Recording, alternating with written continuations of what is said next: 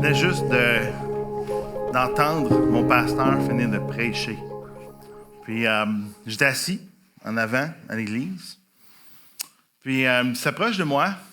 Puis ça faisait déjà quelque temps que j'étais revenu à l'église. Quand je vous ai dit à l'âge de 16 ans là, que j'avais vraiment laissé Dieu de côté, ça faisait quand même quelques années que j'étais revenu à l'église. Puis quand je suis revenu, bien, ce que je voulais faire, c'était de faire en sorte que le plus grand nombre de jeunes ne fassent pas la même gaffe que moi.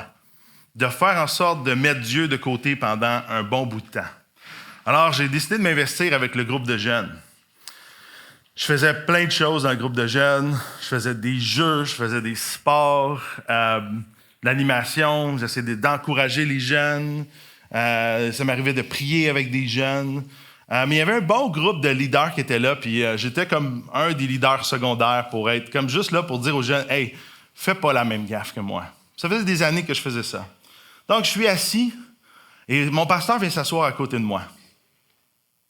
Et là, il me dit « Mathieu, as-tu déjà pensé d'aller dans le ministère, de devenir un pasteur? » Et je me rappelle, ma réponse a été automatique « Non. » J'ai jamais pensé devenir un pasteur. Pour plein de raisons. Mais j'aimerais ça pouvoir te dire quand même quelques-unes des raisons pour lesquelles, pour moi, c'était très clair.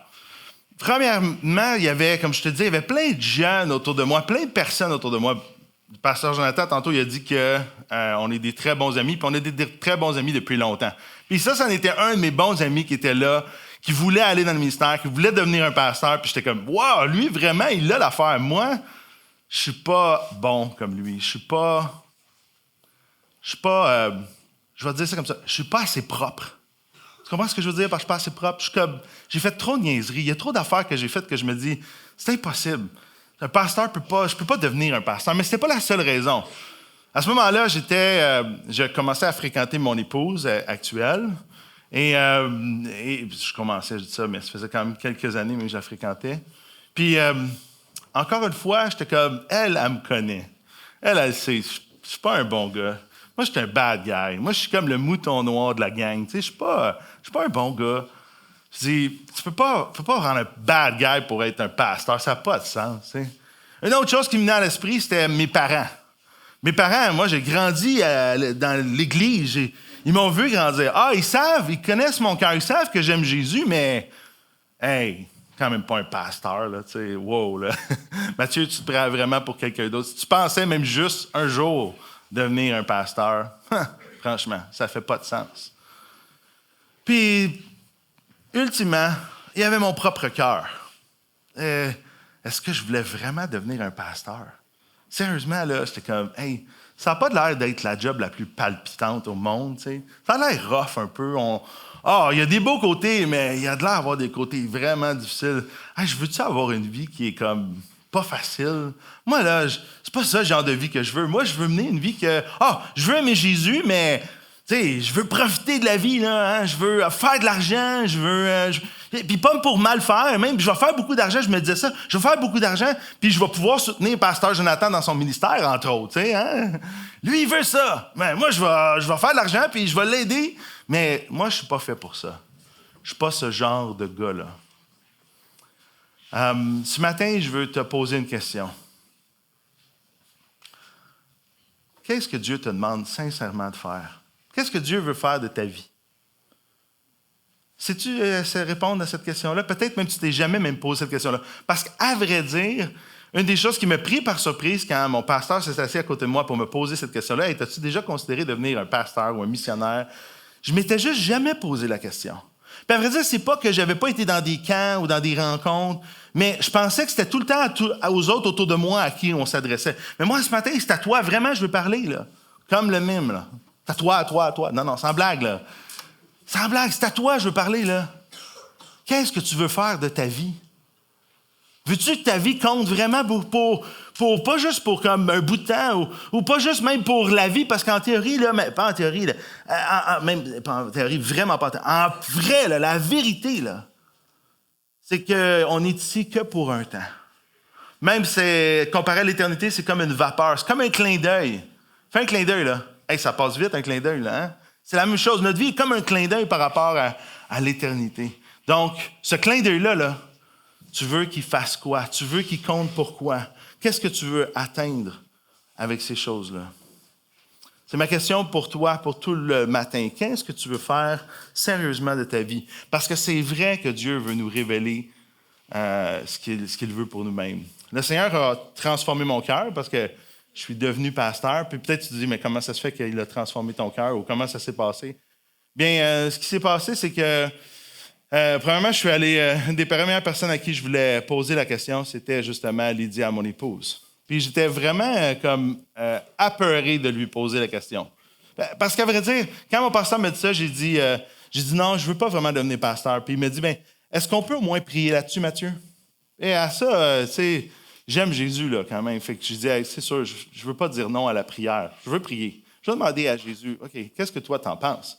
C'est la bonne chose à faire. Si tu veux savoir qu'est-ce que Dieu veut, demande-lui. T'sais.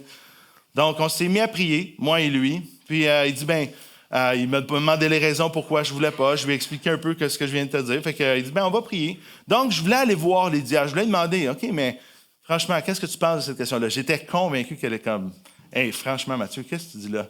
Puis ça m'a vraiment surpris parce que Lydia, à ce moment-là, m'a dit, Mathieu, si c'est ça que Dieu te demande de faire, nous, on est en train de, on se fréquentait puis on allait se marier.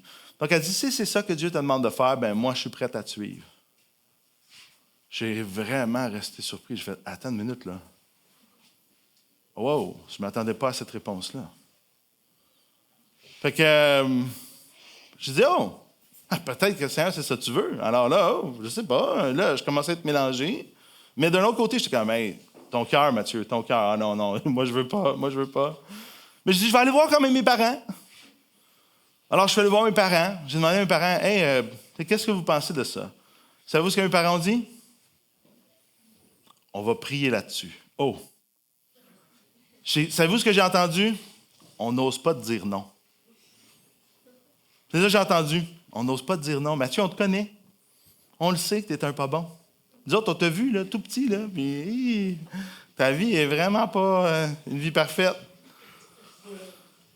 J'ai laissé ça comme ça.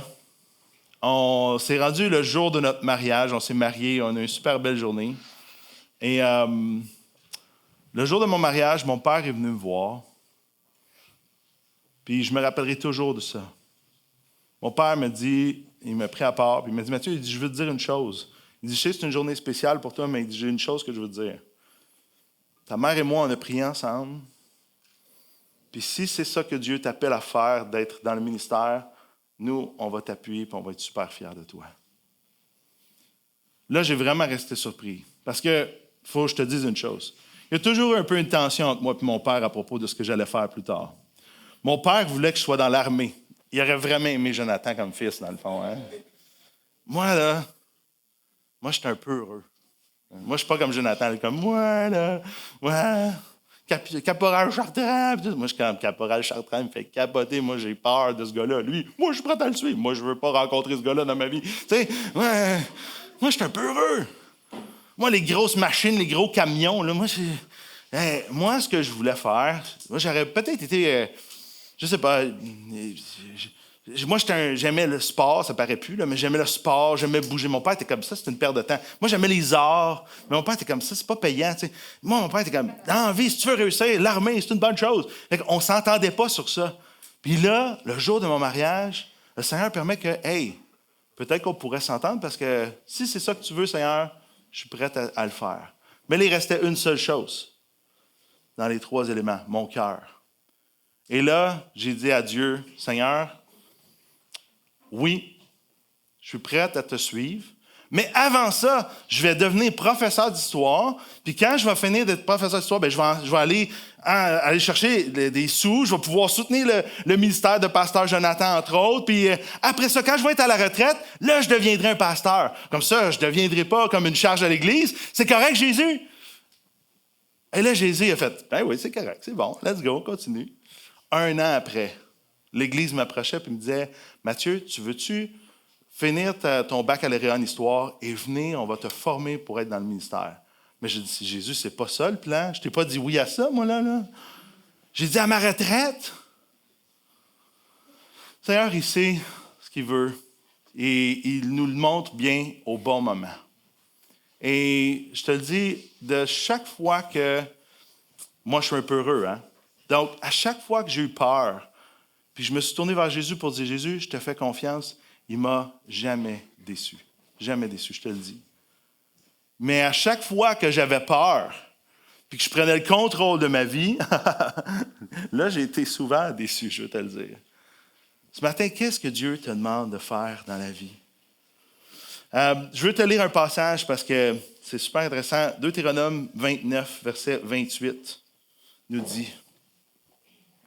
À l'écran, je pense que j'ai une faute sur mon... je ne l'ai pas mis. Ou je l'ai après, je pense. Oui, je l'ai là. C'est 28, pas 29. Deutéronome 28, verset 29. Chapitre 29, verset 28. Les choses cachées sont pour l'Éternel, notre Dieu. Les choses révélées sont pour nous et nos enfants à toujours, afin que nous mettions en pratique toutes les paroles de cette loi. Il y a des choses que Dieu se réserve. Il y a des choses qu'on ne connaîtra même jamais. Il y a des choses qui vont toujours appartenir à Dieu. Dieu les cache et se les réserve pour lui. Tu sais, tu vas dire, ouais, mais Mathieu, tu nous as dit hier que Dieu ne joue pas à la cachette. Non, Dieu ne joue pas à la cachette dans le sens où tout ce qu'on a besoin que ce qui soit révélé sont révélés et ça nous appartient. Alors, mets-toi en recherche, comme je disais hier, à pouvoir trouver qu'est-ce que Dieu veut te révéler, ce que Dieu veut te montrer. Mais une chose est claire, il y a des choses que Dieu va se garder et c'est correct que ce soit comme ça. Sais-tu pourquoi? Parce que cette recherche-là, c'est juste un début ici. Quand je te disais dans le clin d'œil de la vie qui est ici avant qu'on rentre dans l'éternité, bien même dans l'éternité, il y a des choses qu'on va apprendre à découvrir sur lui. Fait que cette recherche-là, décourage-toi pas. C'est quelque chose qui est tout à fait, c'est maintenant devenu une aventure, une marche qu'on peut faire avec lui, de vouloir connaître, d'apprendre à le connaître, d'apprendre à le découvrir. Et ça, on ne fera jamais le tour de lui. Pourquoi? Parce qu'il est illimité et nous sommes limités. C'est une très bonne chose. Et même, c'était ça le plan. C'est ça, ça va être ça de jouir de la gloire de Dieu. Jouir de la gloire de Dieu, des fois, on dit « Ah, moi, ça ne me tente pas d'aller au ciel parce que ça a de l'air plate. » Tu sais, voyons donc, là, on va le célébrer, on va le louer. Hey, tu sais quoi, on va faire de la chanson tout le temps. Voyons donc. Non, c'est que tout le restant de ton existence, une fois que tu décides de suivre Jésus, tu entres dans cette grande aventure-là d'apprendre à le connaître. Et ça, c'est hyper excitant. Parce qu'à chaque fois, Dieu, il fait comme un genre de cadeau qui développe un angle, puis on fait comme « Wow, je ne l'avais pas vu, ça! » Donc, si ce matin, tu dis « Hey, il y a des choses que je ne connais pas sur Dieu, il y a des choses que je ne connais pas sur qu'est-ce que Dieu veut pour moi », c'est correct. Sens-toi bien à l'aise avec ça. C'est bien correct. Parce qu'il y a des choses qui sont cachées, mais il y a des choses qui te sont révélées, des choses qui te sont développées. Puis on veut voir comment on fait pour apprendre à connaître ces choses-là. C'est ça qu'on veut voir ce matin. Donc, c'est pour ça que voici la vérité que je veux que tu retiennes ce matin. Dans ta marche avec Jésus, la Bible, les circonstances, les autres et notre cœur sont 4 éléments importants pour connaître sa volonté. Dans ta marche avec Jésus, la Bible, les circonstances, les autres et notre cœur sont 4 éléments importants pour connaître sa volonté. Jean-Philippe Baudry, qui est un pasteur de Québec, de l'Église La Chapelle, Québec, a écrit un livre sur la volonté de Dieu. Très bon livre, Zone grise. Et voici une des phrases qu'il dit dans ce livre-là qui est super intéressante. Il dit... L'idée n'est pas seulement de découvrir la volonté de Dieu que tu ne connais pas, mais d'appliquer la volonté de Dieu que tu connais déjà. C'est un peu comme Blackaby hier. Hein? Il va reformuler un peu ce que dit Blackaby. L'idée, là, c'est qu'il y a des choses que tu connais déjà. Et ces choses-là, mets-les en pratique. Et quand Dieu te montre quelque chose, dépêche-toi à le mettre en pratique. Ça, c'est l'idée. Souvent, on met énormément d'énergie à « Seigneur, qu'est-ce que tu veux? Où tu veux que je sois? Qu'est-ce que tu veux que je fasse? » OK, mais... Est-ce que quand tes parents te demandent de faire des choses, est-ce que tu les honores? Oh, là, franchement, c'est ridicule, là. Non, franchement, fous mes parents, là. Attends une minute. Dieu, il t'a montré que c'était important d'obéir à tes parents, là. Ah, non, mais là, Dieu, je veux savoir, quelle personne est-ce que je dois marier? Est-ce que je dois marier quelqu'un? Est-ce que c'est elle? Est-ce que c'est lui? Hein? OK, mais comment t'es comme ami? Est-ce que tu prends soin de tes amis? Oh là, on s'en fout des amis. C'est pour ça que je te demande, je veux savoir c'est qui je vais marier. Non, ce que Dieu te montre, c'est mets-le en pratique, fais-le. Et ça, c'est le défi. Et c'est ça même l'élément peut-être comme prioritaire avant d'aller plus loin. Mais maintenant, tu dis, je veux savoir, Mathieu, là, puis on est dans cette fin de semaine, là, on veut connaître la volonté de Dieu. Quels sont les éléments importants? Bien, je te les ai déjà mentionnés, mais décortiquons. Allons un peu plus loin dans ces 4 éléments-là qui sont importants.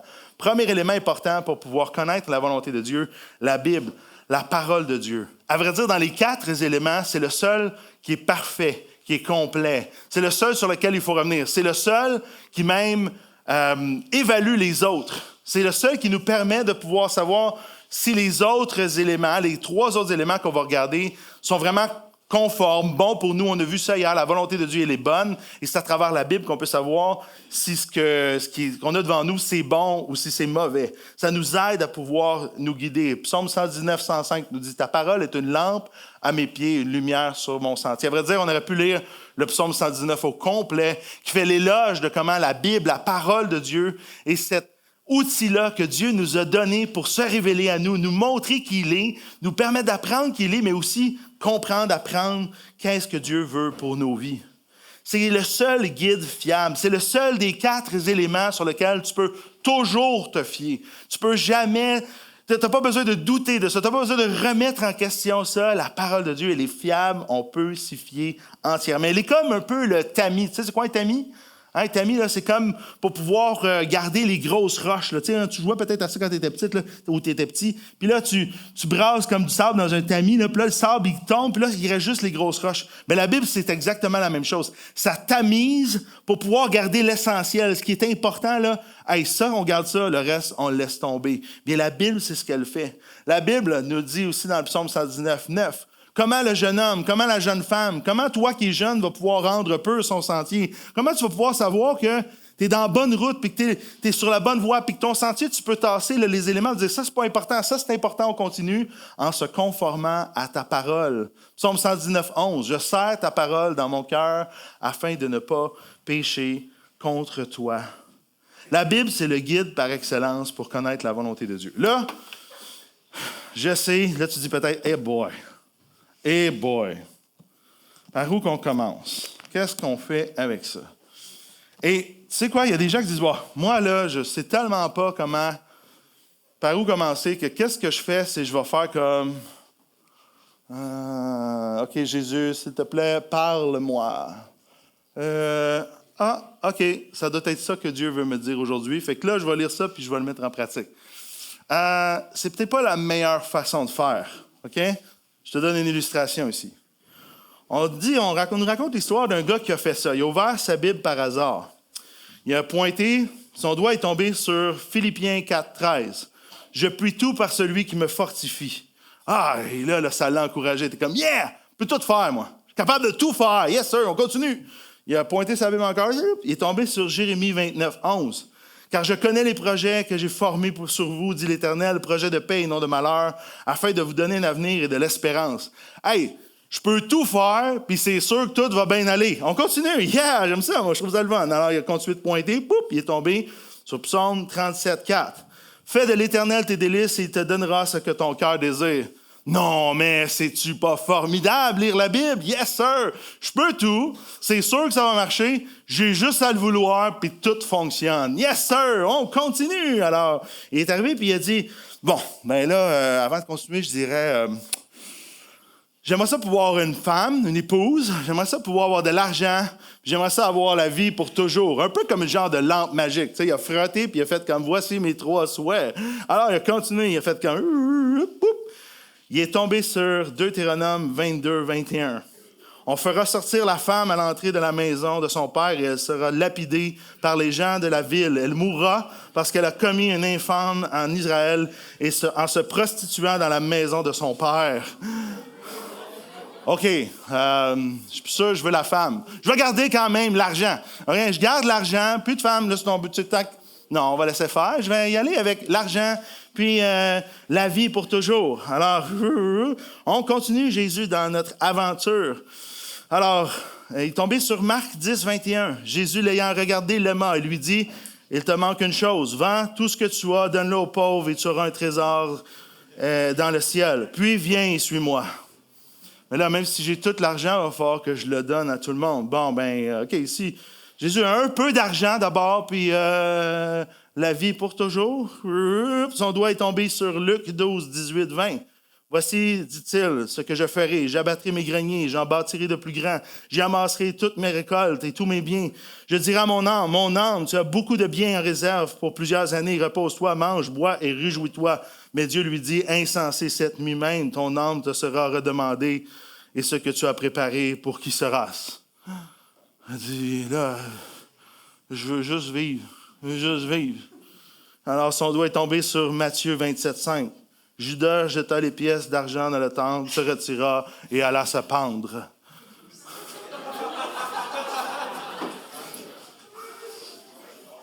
Peut-être pas la meilleure méthode, OK? La Bible, c'est un livre qui nous parle de la grande histoire de Dieu. C'est un livre qui nous aide à pouvoir comprendre qui Dieu est. Il faut comprendre, puis peut-être que tu dis, mais c'est de l'ouvrage, c'est du temps de comprendre le contexte d'un passage avant de l'appliquer. Mais sais-tu quoi, ça vaut tellement la peine. Puis commence par des petites bouchées.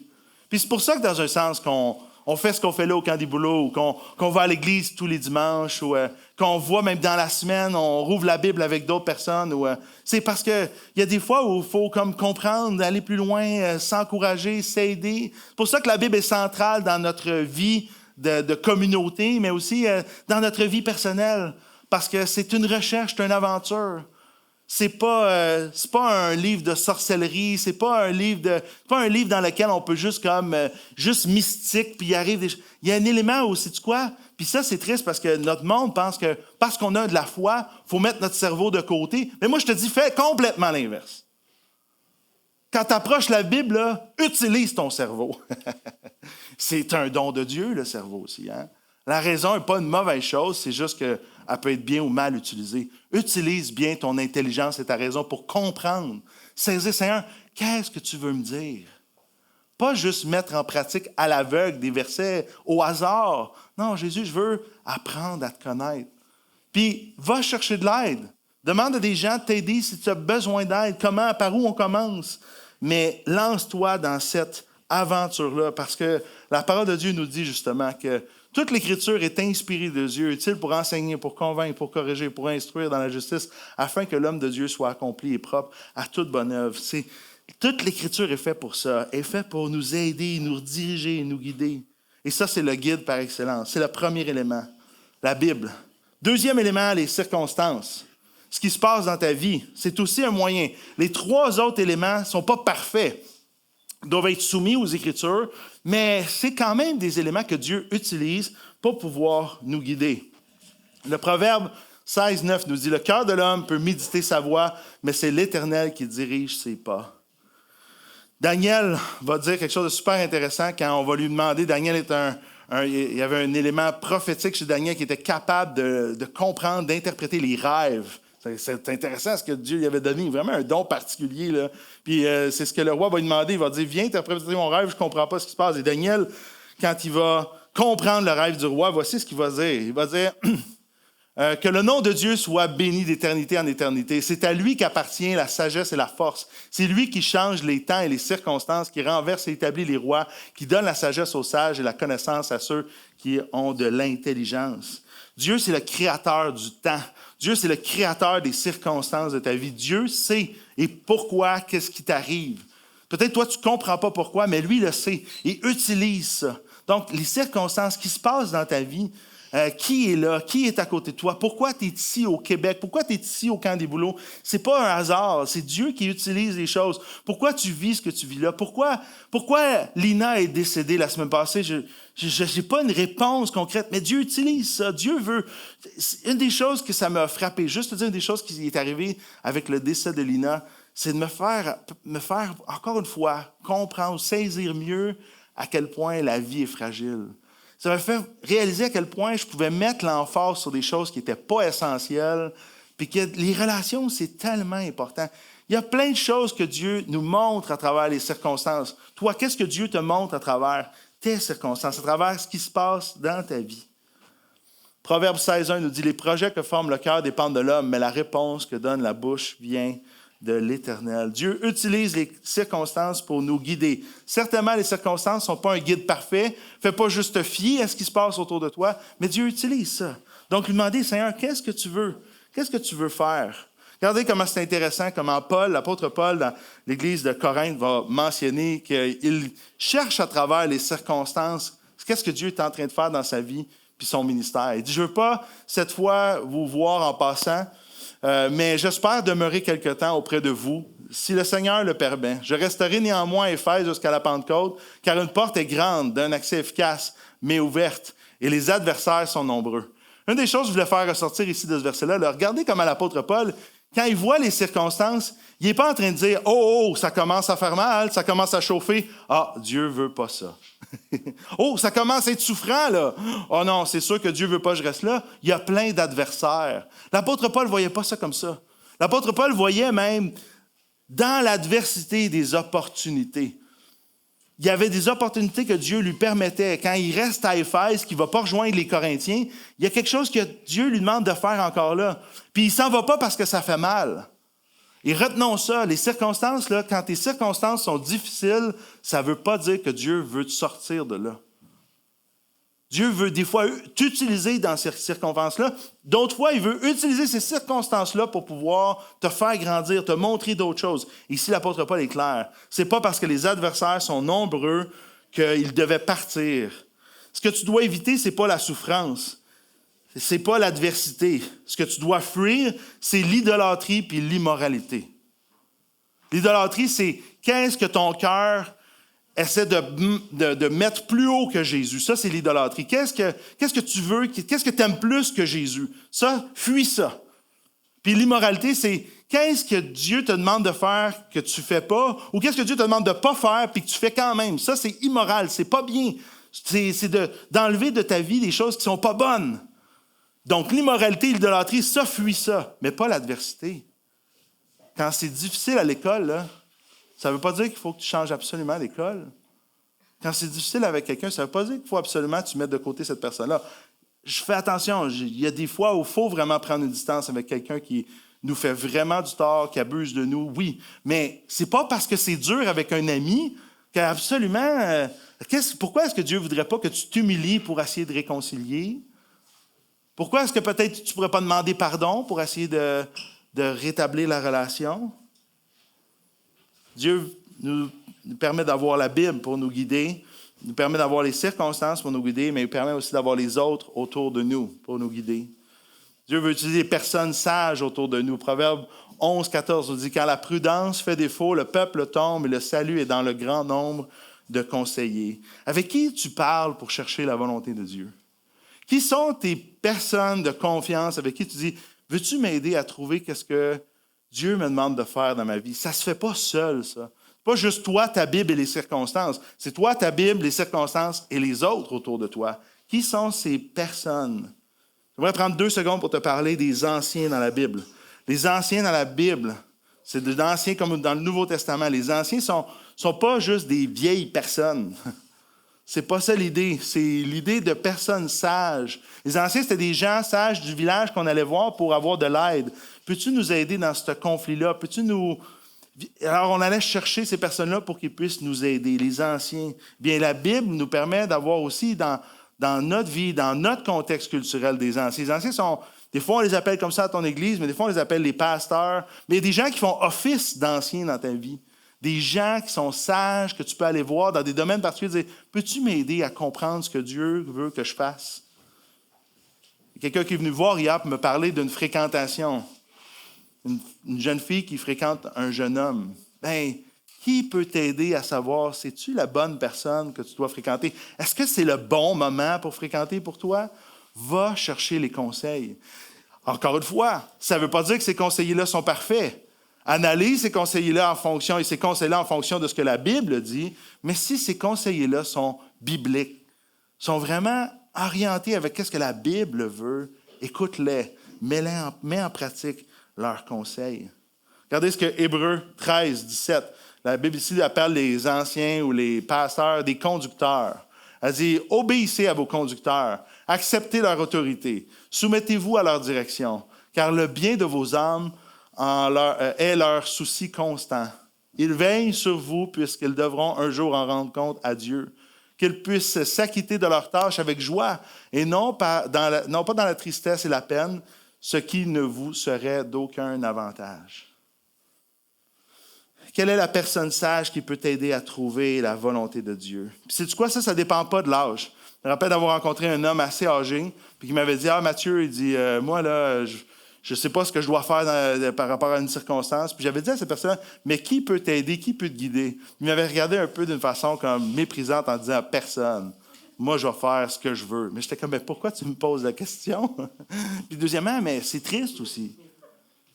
C'est triste. Cette personne-là n'a pas personne en qui elle peut avoir confiance pour marcher avec elle, pour trouver la volonté de Dieu. Je te dis, c'est triste, ça. Moi, je suis tellement reconnaissant d'avoir des hommes, par exemple, comme le pasteur Jonathan, qui peut m'aider à dire, hey, à un moment donné, là, Mathieu, tu te trompes, là. Tu es dans le champ. Tu n'as pas bien fait, là. J'apprécie ces hommes-là dans ma vie. Et ces femmes, là aussi, comme mon épouse, ou des gens qui peuvent me venir. Même, encore une fois, ce n'est pas une question d'âge. Quelqu'un plus jeune, même, peut venir me reprendre. Est-ce que j'écoute les autres autour de moi s'ils sont orientés avec ce que la Bible demande?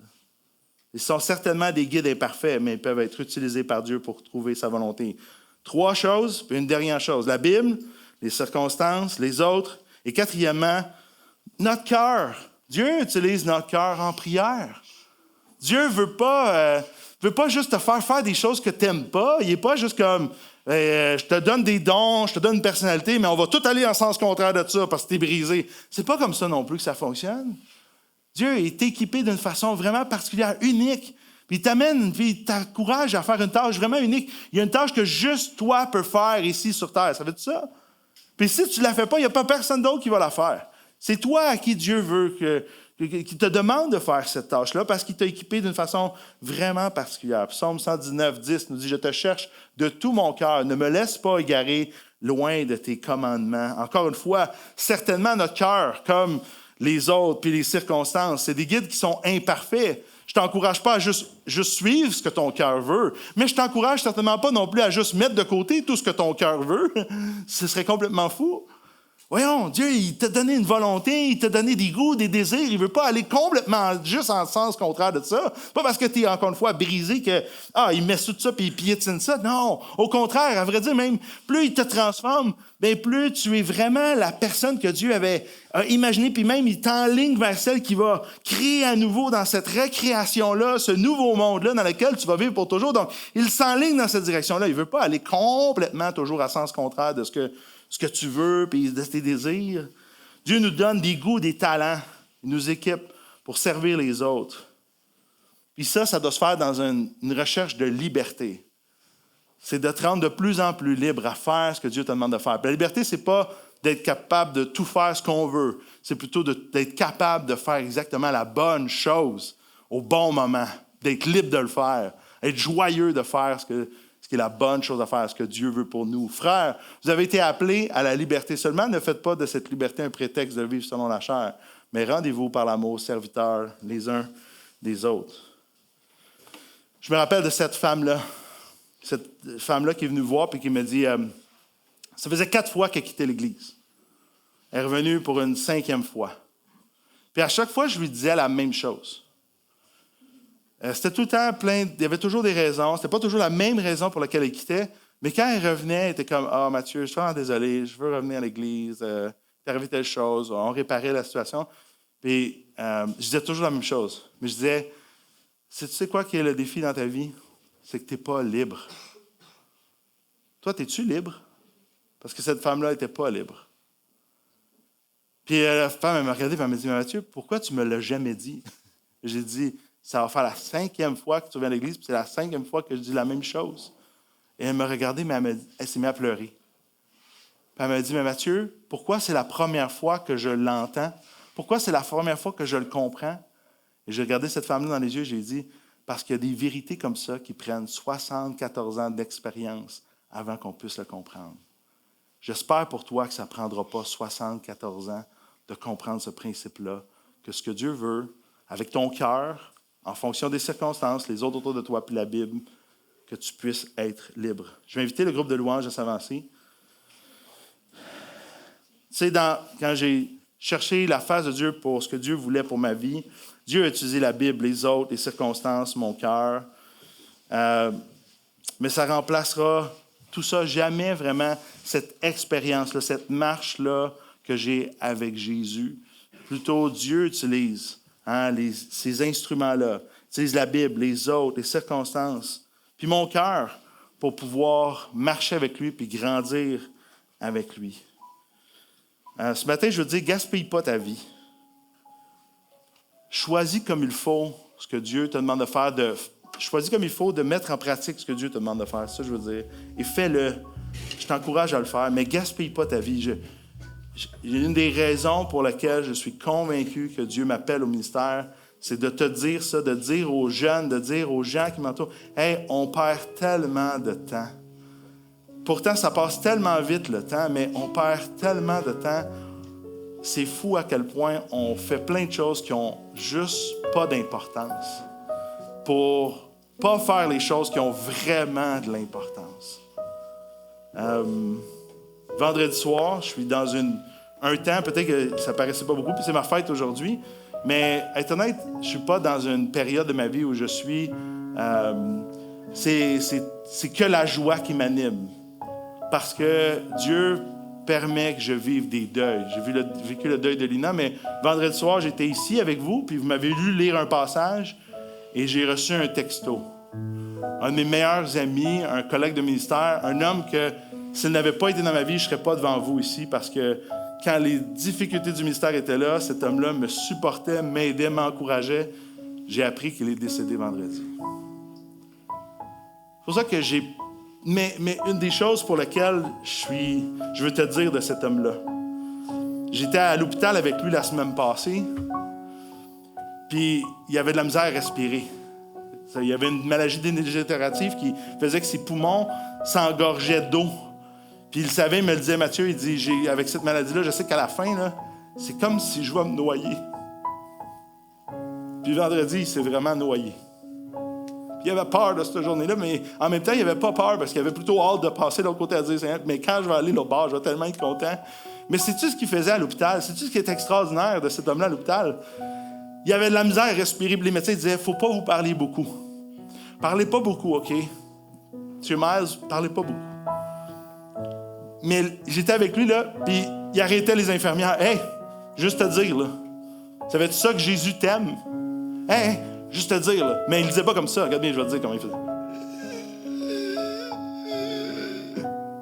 « Jésus t'aime! » Les derniers moments de sa vie, quand c'est super important, là, la chose qui le préoccupait, il était en train de faire ce qui était le plus important. Néglige pas ça. Néglige pas ça. Dans chaque moment de ta vie qui s'en vient là en avant, prends le moment pour faire la chose la plus importante que Dieu te demande, puis fais-le de tout ton cœur. C'est là que se trouve la vraie joie. C'est là que se trouve la vraie liberté. Prions ensemble. Seigneur Jésus, je veux te prier pour chaque personne ici ce matin.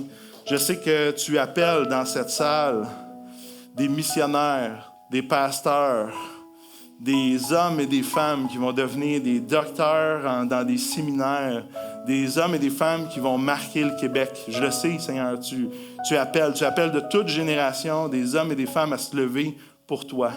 Seigneur, ma prière, c'est que celui, ce matin, que tu appelles, que tu puisses vraiment, clairement le guider, le diriger, puis qu'il puisse se lever, se préparer dès aujourd'hui à faire ce que tu lui demandes de faire. Et tout ça, pour ta plus grande gloire, Jésus. C'est dans ton nom que je te prie. Amen.